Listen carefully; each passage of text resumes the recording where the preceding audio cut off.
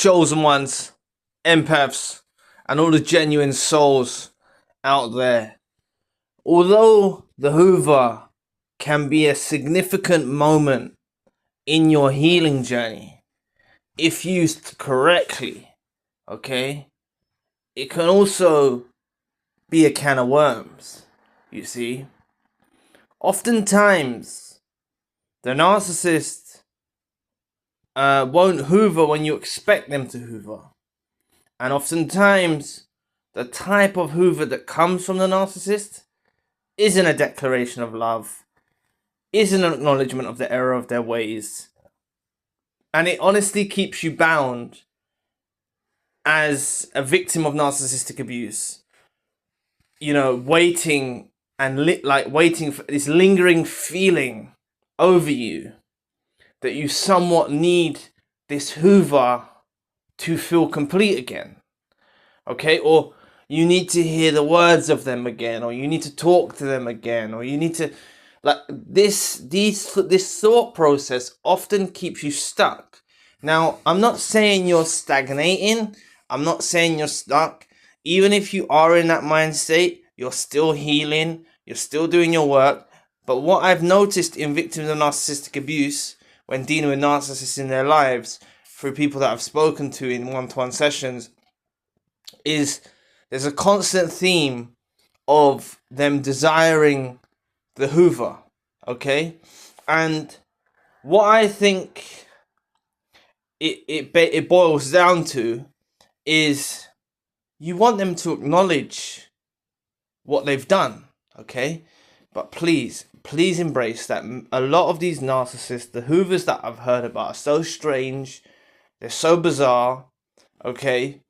They're often fake profiles. They're often indirect Hoovers, baiting. It's very rare that I've heard of narcissists doing the declaration of love, and or saying the acknowledgement of the error of their ways, right? And the thing is, how hard is it for you if a narcissist comes to you, someone that you love, someone that you care deeply about, and they come to you and they say, I'm so sorry, I shouldn't have cheated on you, I shouldn't have gone with that other person, I shouldn't have lied, or I shouldn't have done this, I shouldn't have done that. Like, if you're in a vulnerable place of healing, you might even let that narcissist back in. And that's what I'm saying, right? And it's less likely that narcissists even go with that approach. Right, and the reason why it's less likely they go that approach is because it's putting them in a vulnerable position. If they do a declaration of love or acknowledgement of the error of their ways, it's putting them in a vulnerable position for where you could reject them. And that's why many of them remain stubborn. They keep in the grind of trying to find your replacement, of trying to find someone that will supersede you. They keep trying, they fail, obviously, right? They fail, right? You only have to see a collection of the videos that I've done on our channel, and you'll hear me talk more about how they fail on that aspect. There's even a playlist discussing that topic that I put together quite a while ago now. But so oftentimes they remain stubborn, right? So what I'm trying to say to you is you honestly don't, if you can get it into your head, even a little bit, I'm just talking a fragment, even have the thought process behind it. Like, have the thought. Even if you still desire the Hoover, if you can have the thought, like, you don't need to hear from them. Because I promise you, by the time that you do hear from them, okay? By the time that you do hear from them, you're not going to want to hear from them. They do it at an unexpected, bizarre time. And the Hoovers are often weird, okay? It's not a declaration of love. It's not an acknowledgement of the error of their ways. It's some weird shit, right? And honestly, it resets you a little bit. That's what I've noticed is people I spoke to in one-to-one sessions. It resets you a little bit because they're back on the forefront of your mind again. Okay, and it could be them through a fake profile, revealing themselves. It could be whatever it is, right? Whatever they're doing. It could be them saying that you left something at their house and they're trying to bait you to go to their house. It's what the narcissists involved in people's lives do, right? And it resets you a bit, and it, like, so this desire to get the Hoover is completely unnecessary. And I think that there's some not beneficial content circulating where they tell you to go no contact, okay? They advise the victim of narcissistic abuse to go no contact, or even in these dating channels and stuff like that, they tell you to go no contact, they tell you to go silent, and they tell you that this is going to initiate a reaction from the narcissist or from the person, right? They tell you it's going to initiate a reaction, so they fill your head like, go no contact 6 months, and then the person will do this and this and that, and right, and that's why I'm saying, like, I've made a video fairly recently, I can't remember what it's called, but I was talking about no contact is a lifestyle choice. Like, when you utilize no contact, or door slam, bolt and weld it shut, as I like to call it, like, it's game over, okay? When a chosen one, empath, or genuine soul door slams, bolts, welds it shut, like, they're doing it for their own well-being. They don't want nothing more to do with that person.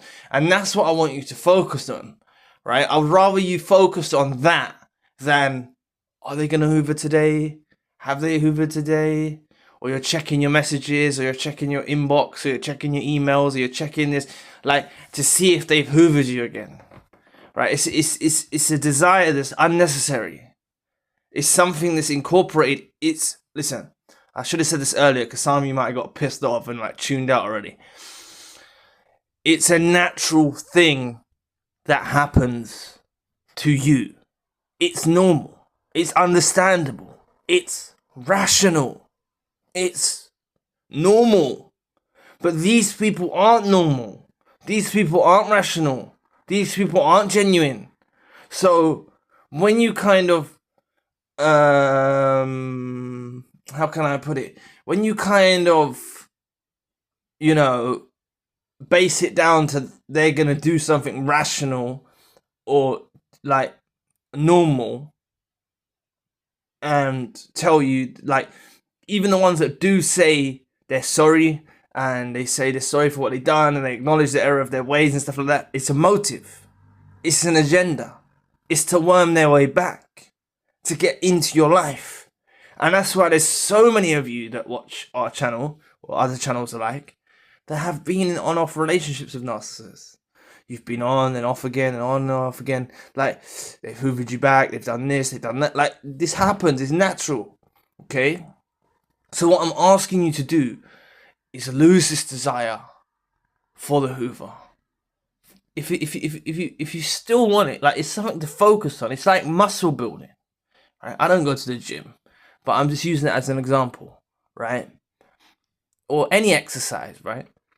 Even if you do walking, like, it like makes you can lose weight, you can get leg muscles, like you know what I mean? It's like training a part of your mind through exercise, of focusing on the fact that you don't want it. You're not telling something that's untrue. You're trying to teach your brain. Remember that your brain thought it was in love. Okay? This is what they done. It's fucked up what they done. I swear to God. Right? Sorry for my language, because I know some people don't like it. It just pisses me off.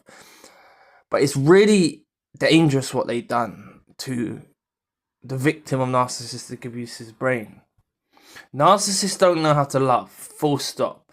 Right? I'm not saying they didn't love you. They're obsessed with you. They're weirdly, derangedly, like, into you and that.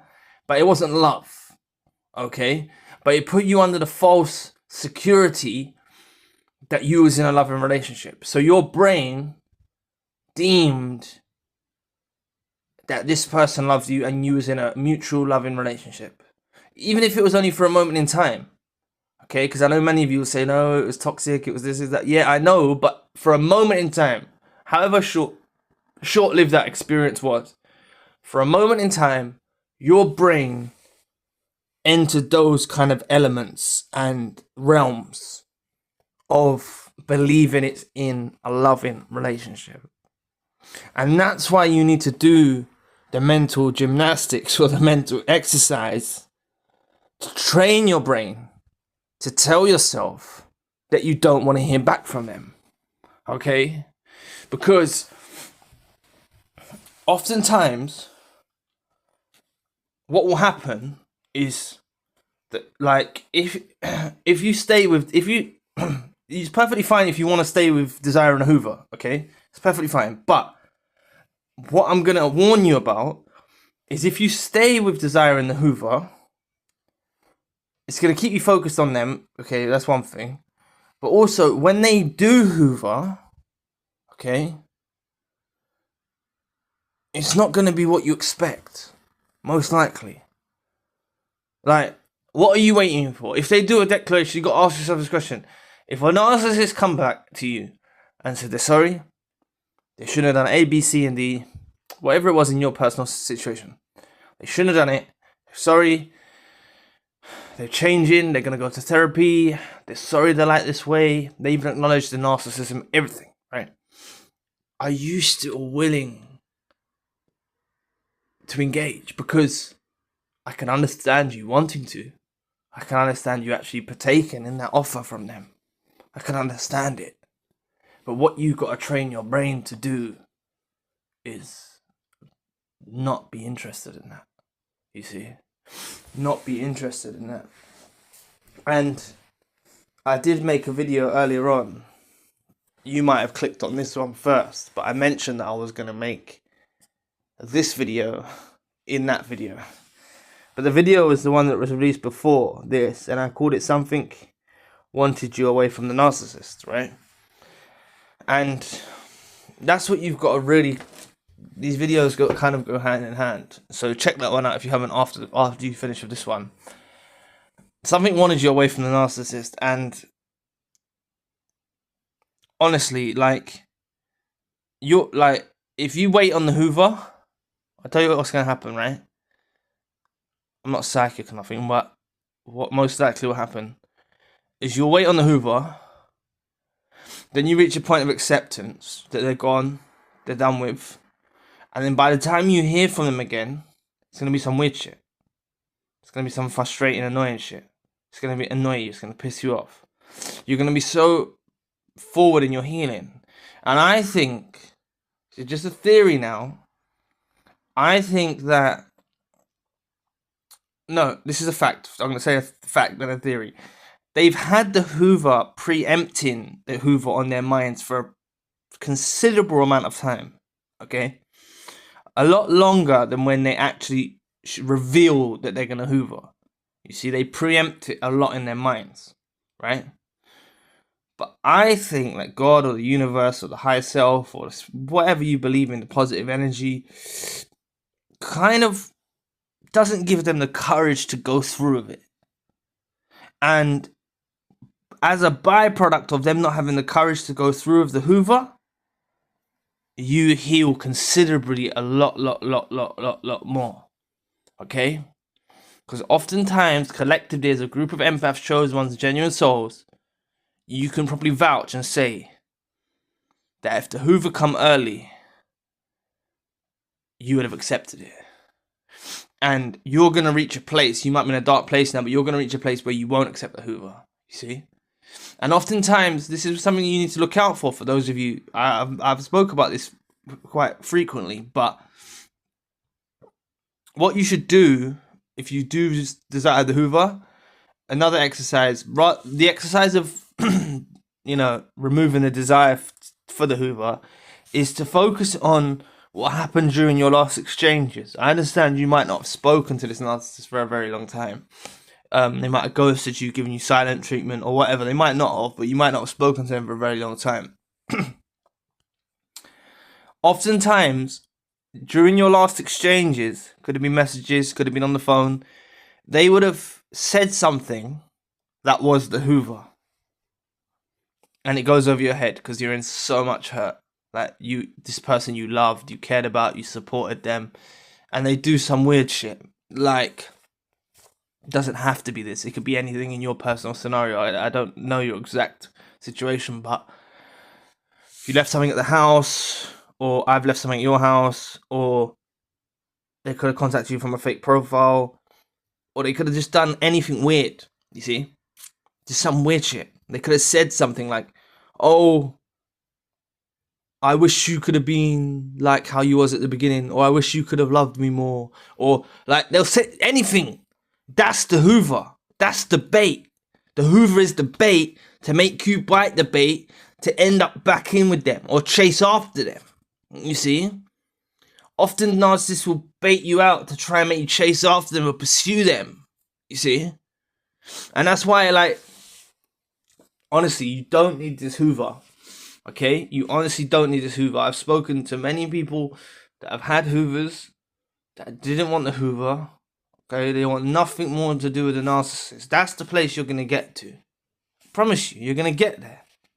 There's no set time that it takes to get there, but if you don't chase after the narcissist, you let them go, you focus on you, you'll get to that place where you don't want nothing more to do with them. That's going to happen naturally through the process of time. All I'm trying to do is just give you some helpful tips to help you along that way.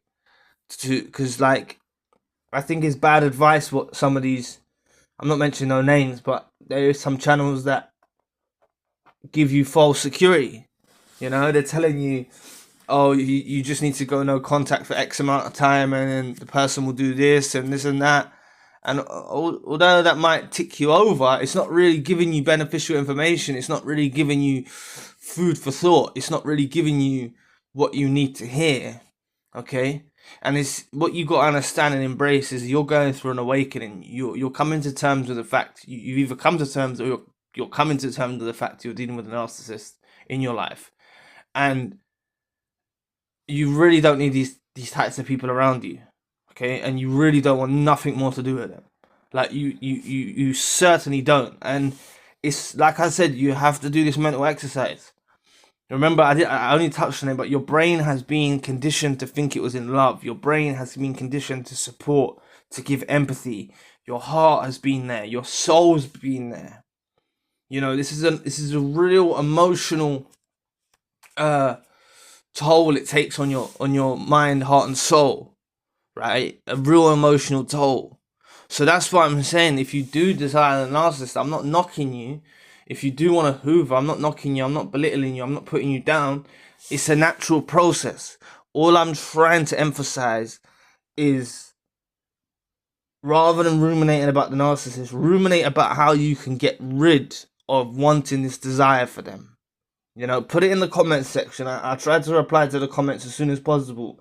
Any problems you're having with, like, just put it there, because you might pitch something and then maybe I can say something back or someone else will say something back. You know, I always try to respond to all the comments as soon as possible. Like, you're not alone with this, okay? There's plenty, this is what I'm saying, it can make you feel very alone when you go through narcissistic abuse, but there's a lot of people who have been through narcissistic abuse, okay?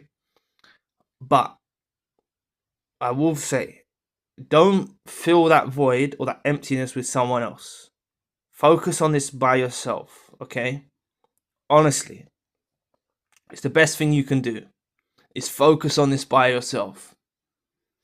You don't need someone to fill the void. There's so many narcissists out there. You need to heal a lot first before you even contemplate letting someone else in your life.